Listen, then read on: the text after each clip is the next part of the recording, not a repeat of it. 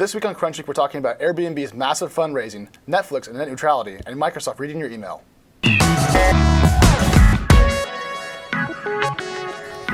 Hello, welcome to Crunch Week. My name is Alex. I'm Ryan. I'm Kim Mai. So go for it, Ken. Let's talk about Airbnb.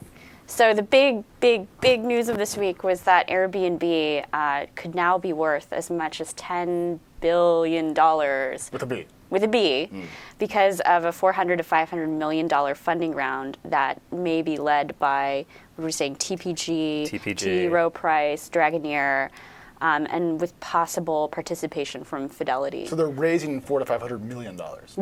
Yeah. How much have they raised to date? Do we know? They've raised $300 million to So this date. is more than their entire pre-funding tranche in one bucket. That's crazy. Yeah. It's crazy. Are they still not paying hotel tax? Well, they have explicitly stated that they would like to be paying hotel occupancy taxes in cities like New York and San Francisco. But one of the issues is that coming to a political consensus about how they should be legalized, regulated, and then taxed is a lot, harder said than it's easier said than done. Do you think they're just saying we're willing to pay the tax to keep pressure off of them because they know that there's so much regulatory work to get to that point that it won't happen anytime soon? No, I think that they want to pay the hotel occupancy tax and they want to get it done this year. It's just like if you kind of look at how they charge their fee at the end, when you pay your bill, they take their their percentage take. I mean, technically, it wouldn't be hard for them to say, here's, San Francisco mandates, X percent tax per stay or per night per person. Just tack that on. But the issue is, hotels, if you're a hotel operating in San Francisco, you need, a license number, and should every single individual should have a hotel license number? It's a pretty complicated thing. And then also, what if they're operating in an area of the city that's not zoned for hotel stays, which will be every single one, right? I mean, there's not. Well, it's just very complex because you've got to deal with all the neighborhood groups and all the different the hotel lobby itself. This is Lyft, right? Yeah. Well, so we're seeing this with all the sharing economy companies that have to deal with this. Lyft is dealing with it. Uber is dealing with local regulators. To get back to the point about hotels, though, what I think is interesting is that this values Airbnb at $10 billion. $10 billion. $10 billion. $10 billion. What? Which is more than Wyndham Hotels or some of these other Starwood? hotels. Is it more than Starwood? Yeah. I Starwood has Starwood Rewards, and these are massive hotel chains that have been in business for a long time and Airbnb, which is valued at the same level as Dropbox. Do you think it's a fair valuation, guys? Seriously? What's the number of stays they've done to date? To date, they've done 11 million stays, which is up from 4 million at the beginning of last year. So potentially 7 million stays in 1 year. Yeah. Which is more than double cumulative. Almost double cumulative. My bad. It's a whole lot of stays. It's a whole lot of stays and a whole lot of dollars. What's the fee again? I forget what the actual. What do you think fee the average stay costs in an Airbnb? $100 per night? I mean, it depends on where it is. It varies so much based on whether you're staying, in a city, whether you're staying, in the U.S. or versus Europe. I mean, sure. A lot of it, I think, depends on where you actually are. I think what's interesting, though, is they're also looking to add more hospitality services, right?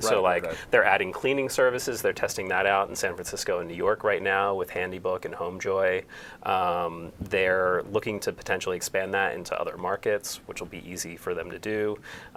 Looking at stuff like easier key handoff. I mean, really making this a more like a hotel experience as opposed to just walking into some stranger's house. What's their cut again? Sorry, is it 10%? I thought it was 11 or something. Yeah, okay, well, if it was 7 million stays, $100 a stay per night, that'd be $700 million in gross bookings. 10% would be $70 million in 2013 revenue for them. That's not a lot when you stack it up to a $10 billion valuation. Well, you don't know the range. I mean, there's huge range. You're kind of doing averages you here. You can flip this, right? You can then make it 200 and 300, and then it would be 70, 140, 210 million in revenue. I don't know. I mean, the question, with all the extra hospitality stuff they're doing, I mean, that absolutely makes sense from their point of view, but it also sort of, what's the image they want to have? Are they a sharing economy startup where everyone's, I just have a room that I want to let someone use for the weekend versus properties that are almost professionally managed. Yeah, well, I think they're trying to codify some of these things. Like they're also requiring, in the U.S. at least, that everybody has like a fire or a carbon monoxide detector in each listing. So, it's just like they've reached that maturity level where they're starting to get serious about the actual service level that they can offer or require through their hosts. Yeah. Also around the news this week is Netflix. So Netflix, Reed Hastings, the CEO, issued this, strongly worded letter. Sternly worded letter, calling for strong net neutrality, which doesn't really mean a whole lot, but basically this comes sort of on the heels of a deal that Netflix had struck with Comcast to have a better peering relationship and basically open up the pipes between the two of them. Right. Which isn't really a net neutrality issue right now. Yes. But they're basically asking for, more availability to those pipes. Well, basically, they're not saying we're paying to speed up or slow down our content with Comcast. We're really paying for the connection between our two companies to be wide enough to take in all of our content. It's called peering. And he calls old net neutrality weak, and the strong bit would be old net neutrality plus no peering costs, which I don't think he's going to get. Right. So, I wonder. Well, anyways, go for it. So you're seeing, folks like Netflix and a lot of the companies that have delivered traffic for them, or still do, like Level 3 and Cogent, actually kind of lining up and saying, yeah, we should get rid of these peering costs, so we just have access where we can just, shove as much traffic as we want into. Well, really, more just deliver content to Comcast customers, right? Let's not move the onus of what they're doing. They're not like dumping into someone else's pond. Right. Comcast customers, which pay Comcast for access, are requesting this data, and Comcast kind of wants both parties to pay them, which is, I don't think, fair. Right. But I don't think we're going to get away from commercial peering agreements in the next 5 years. And I don't see any appetite in Congress to legislate in this way, or at the FCC. FCC has no balls whatsoever, zero balls. They're not going to do anything. But they're incredibly ineffectual. I mean, when net neutrality was turned over, they were like, "Damn, that's too bad." I mean, it was. What do you think the purpose, from a media relations or public relations? What's the purpose of a letter like that? I think that Netflix knows that it has a large number of subscribers, and it just wants to make them aware of what's happening, which is basically, at the end of the day, these costs are going to get turned over to them in one way or another, whether it means that Netflix has to increase its He's costs. He's trying to rally customer support for some basically, kind of, I mean, it's kind of similar like what Zuckerberg did the other week in calling up Obama. Yeah. Giving him another stern talking to. All right, how you doing, Zuck? Fuck you. Like, whoa. But I think Comcast responded, and they were like, not so much. And so and AT&T had a letter later in the week as well. They called him arrogant, I think. Which basically said the same thing. But basically what it comes down to is Netflix is going to end up having to, shell out for a direct relationship with AT&T, with Verizon, with all of these big ISPs. If they go to war, though, Netflix, very popular. Comcast, most reviled company in the United States. So, like, in the war of public opinion, Comcast will lose, right? No one likes their ISP. We all love Netflix. So, if it comes to that, I hope Netflix can kind of leverage the public. But I'm not quite sure. But the public has no leverage over Comcast. That's the thing. Where are they going to go? We can tweet.